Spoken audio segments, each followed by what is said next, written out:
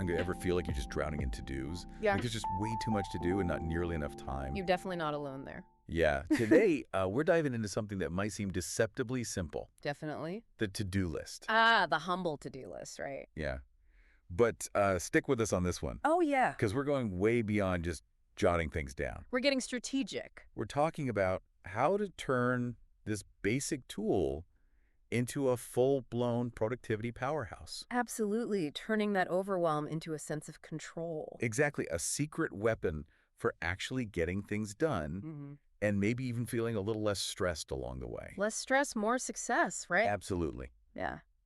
So to really get into this, we dug into a whole bunch of sources. Yeah, we did. Looking at everything from the nitty-gritty techniques to the psychology behind what actually makes a to-do list work. Yeah, you know what's fascinating when you start looking into this? What's that? It's how this whole idea of writing things down to remember them, Yeah. you know, it really reflects this like deep human need to bring order to chaos. Oh, totally. Like our sources really highlight that it's not just about jogging your memory. Right. It's about intentionally structuring our actions. I love that. It's about taking control. Yeah, and if you think about it, to-do lists have been around forever in some form or another. Oh, absolutely. It's like from ancient scholars trying to organize their groundbreaking thoughts to cribbling on parchment. To, you know, all the fancy digital apps we have now. It's like this through line through history. Yeah, and I think what connects all those different forms is this fundamental human drive. What's that? The desire to accomplish things, to make progress, you know? Totally. And these lists are a way to kind of make that drive tangible, to give it form. I love that. And, you know, speaking of history, one of our sources dug up this super interesting tidbit. Oh, yeah, lay it on me. Leonardo da Vinci, you ready for this? Hit me. He was a huge list maker. Wait a minute, Leonardo da Vinci. Leonardo da Vinci. The ultimate Renaissance man. The ultimate Renaissance man was all about his lists. Wow, that's wild. I know, right? And we're not just talking grocery lists here. No way. We're talking lists of errands, ambitious project ideas, sketches, like the whole gamut. So even a genius like Da Vinci saw the value in organizing his thoughts and tasks. It makes you think even most creative minds benefit from a little structure. Absolutely. Yeah. It really highlights that a well-organized approach isn't the enemy of creativity. Right. In fact, it can actually free up mental space for those big ideas by managing the everyday stuff. So we know to-do lists have a serious track record. Yeah, we do. Even geniuses are on board. They are. But now the real question is, how do we create a to-do list that actually works for us? Right, one that helps us feel accomplished instead of just more overwhelmed. Yeah, because let's be real, a bad to-do list can just add to the chaos. Oh, absolutely. It's like adding fuel to the fire. So to crack the code of to-do list mastery, we've got some expert insights from our sources. Let's break it down. All right, let's do it. So first things first, we got to talk about prioritizing with purpose. Okay, prioritizing with purpose. I like the sound of that. And one of our sources really emphasized this framework called the Eisenhower box. Now, I've heard of this one. It's a classic for a reason. Yeah, it's all about categorizing tasks based on whether they're urgent and important. Right. Urgent versus important. That's the key distinction. Okay, so let's break that down a little because it sounds simple enough. Yeah. But in real life, it's so easy to get sucked into those urgent things. Oh, absolutely. It's like a magnet. Like emails popping up constantly, you know, requests coming in left, right, and center. Right. And those things might feel important in the moment. Yeah, because they're loud and they're right there in your face. Exactly. But if we're not careful, we end up spending all our time putting out those little fires. Yeah. While the really important stuff, the things that actually move us forward, they kind of get neglected. They're smoldering in the background. Exactly. And you know what I think is going on there? What's that? It's this thing called urgency bias. Urgency bias. Tell me more. Yeah, it's like our brains are wired to react to those immediate demands. Oh, yeah. So we tackle those quick, low-stakes tasks, even if they're not really aligned with our bigger goals. It's almost like we're tricking ourselves into feeling productive. It's a false sense of productivity. Yeah, we're busy, but are we actually making progress? That's the question, and that's where the Eisenhower box comes in. Okay, so how does it help? It forces us to pause and consciously consider both urgency and importance. Okay. It's like a reality check. Yeah. You're forced to ask yourself, is this demanding my attention because it's truly critical? Right. Or just because it's the loudest thing in the room right now? Exactly. And that simple shift in thinking can be huge. Like suddenly you can see the forest for the trees. Yeah, you can focus your energy where it truly matters. I love that. Okay, so we're prioritizing with purpose. We are. We're using the Eisenhower box to sort out the urgent from the important. That's step one. Now, Now what? all right, so now that we know what deserves our attention.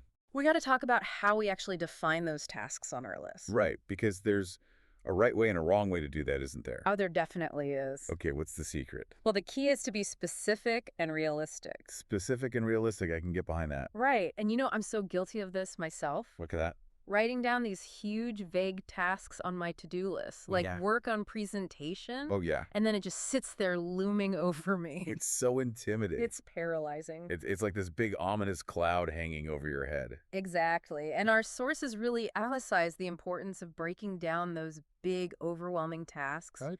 into smaller, more manageable steps. So instead of work on presentation, what would be a better way to phrase that? Well, let's break it down. Okay. Instead of work on presentation, you could say outline key arguments for presentation Okay. or research supporting data for slide deck. I see what you're doing there. Yeah, you're creating actionable steps. Yeah, it's like instead of climbing Mount Everest in one go, you're setting up base camps along the way. Exactly. And each of those smaller tasks feels so much less daunting. Right. I can actually visualize starting and completing those individual steps. And that makes all the difference It does. because it reduces that feeling of overwhelm and it gives you a clear starting point. Totally. And then as you complete each subtask, you get this little win, Okay. which builds momentum and keeps you motivated. That's like those little dopamine hits. Exactly. It keeps you going. So we're prioritizing, we're being specific. What's next? All right. So here's the thing about life. What's that? It rarely goes according to plan. Oh, tell me about it. So the next piece of the puzzle is incorporating flexibility into your to-do list. By flexibility. Because, let's face it, things happen. Oh, they do. Unexpected interruptions, delays, you name it. Yeah, and I think that's where a lot of people get discouraged with to-do lists. I think so too. Because they treat them like these rigid structures. Like it's set in stone. And then when life throws a curveball, the whole system falls apart. Yeah, and you feel like a failure. Exactly. Yeah. So how do we build in that flexibility? Well, our sources had a great tip for this. Okay. They suggested building in buffer times. Buffer times, okay.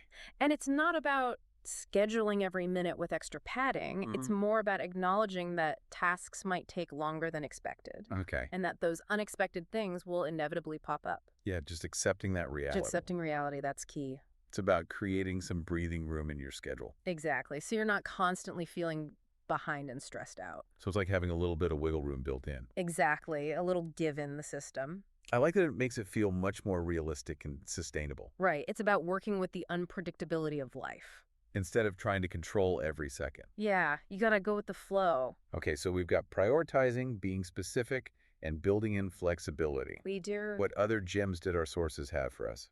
All right. So the next tip is all about continuous improvement. Continuous improvement. I like it. It's about regularly reviewing and reflecting on your to-do lists. Okay, so not just mindlessly checking things off and moving on. No, definitely not. We actually have to pause and think about it. Exactly. Even setting aside like a few minutes each week Okay, to look back at what you accomplished, what you didn't, and how you approached things. so like a little to-do list debrief. Exactly. A debrief. And what's fascinating here is the opportunity for some objective self-assessment. Objective self-assessment. What do you mean by that? Well, it's about looking for patterns, Okay. Are there certain types of tasks that consistently get pushed aside? Oh, yeah. Are your time estimates way off? All the time. Are you consistently overscheduling yourself? Yes to all of the above. Right, so this process of reflection helps you identify those things. It's like turning the to-do list into a learning tool. Exactly. Yeah. It's not just about ticking boxes, it's about understanding yourself better. And then using that knowledge to improve. Right, to refine your approach.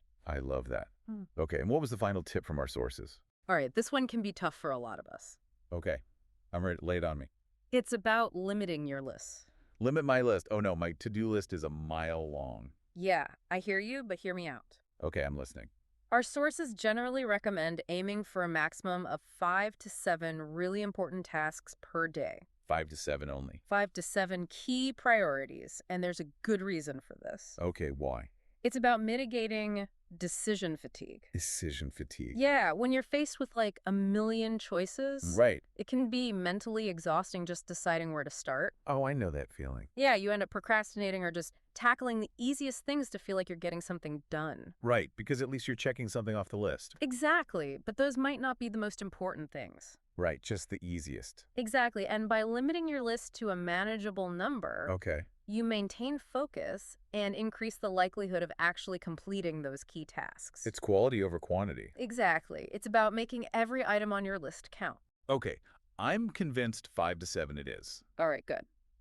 So we've covered a lot of ground here. We have. From prioritizing to being specific to building in flexibility to reviewing our progress and limiting our list. Those are the fundamentals. But our sources also had some more creative outside-the-box ideas for us, didn't they? They did some fun stuff too. Yeah, let's hear it. All right, so first up, we've got the concept of themed days. Themed days. Okay, I'm intrigued. Tell me more. So the basic idea is to dedicate specific days of the week Okay, to particular types of tasks or themes. so like what kind of themes are we talking about? Well, for instance, you could have Mondays for strategic planning and creative work, Okay. Tuesdays for administrative tasks and communication, Okay. Wednesdays for meetings and collaborations, and so on. I see where you're going with this. Yeah. It's like batching similar tasks together, That's exactly it. which I know is supposed to be a great productivity booster It is. because you're not constantly switching gears mentally. Right, you're minimizing those mental switching costs. And when you're focused on one type of task, Yeah, you can really get in the zone you can get in the flow. and get things done. Exactly. It's like creating a rhythm for your week. A rhythm and a structure. Yeah, instead of feeling like you're just constantly reacting to whatever comes up. It's about being proactive. I love that. Okay, what was the other outside the box idea? All right, this one's fun. Okay, hit me. It's about gamifying your productivity. Gamifying my to-do list. Essentially, yes. So like turning it into a game. That's the idea. Okay, how does that work? Well, the core principle is to introduce elements of fun, challenge, and reward into the process. So like what kind of rewards are we talking about? Well, it could be anything that motivates you, Okay. like small indulgences, a fancy coffee break, a short walk outside, Okay. or even bigger treats for completing those really challenging tasks. So if I finally finish that report I've been putting off, Yeah. I get to celebrate with something I enjoy. Oh. I like the sound of that. It's about tapping into our natural desire for positive reinforcement. It's like giving yourself a little pat on the back. Exactly. And you know what's great about this? What's that? It can be so personal. Yeah? You choose rewards that really resonate with you. It's like you're designing your own little reward system. Exactly. And that makes the whole process more engaging and fun. So even those less than thrilling tasks become a little more appealing Exactly. There's a light at the end of the tunnel. because you know there's a little something waiting for you on the other side. A little something special just for you. Okay, so we've covered a lot of different strategies here, We have a whole arsenal of to-do list tactics. from the foundational principles to those more creative approaches. It's about finding what works for you. But looking at all of this, what's the big takeaway? Well, I think the most important thing to remember Yeah, is that a to-do list shouldn't be a source of stress. right. It's not supposed to make things worse. Exactly. It's supposed to be a tool that supports you. Yeah, it's supposed to help you feel more in control of your time and your life. It's about moving forward with intention instead of just reacting to everything. And it's not about being perfect. It's about making progress. Progress, not perfection. That's the motto. Absolutely. And ultimately, it's about empowering you to navigate life with more clarity and confidence, Right, to feel like you're in the driver's seat. to feel like you're actually steering towards your goals. Exactly. And the to-do list is just a roadmap to help you get there. A roadmap with a little bit of wiggle room built in. Absolutely. You got to be prepared for those detours. So for everyone listening right now, take a moment to think about how you might integrate some of these insights into your own life. Yeah, which of these strategies really resonated with you? Maybe pick one or two to experiment with this week. Yeah, see what kind of difference it makes. How does it impact your approach to your tasks, your sense of accomplishment, your overall stress levels? Here's a question for you to ponder. I'm listening. How might consistently using a well-crafted to-do list fundamentally reshape your sense of control and achievement over time? That's something to really think about. It's the power of small, consistent steps taken with intention.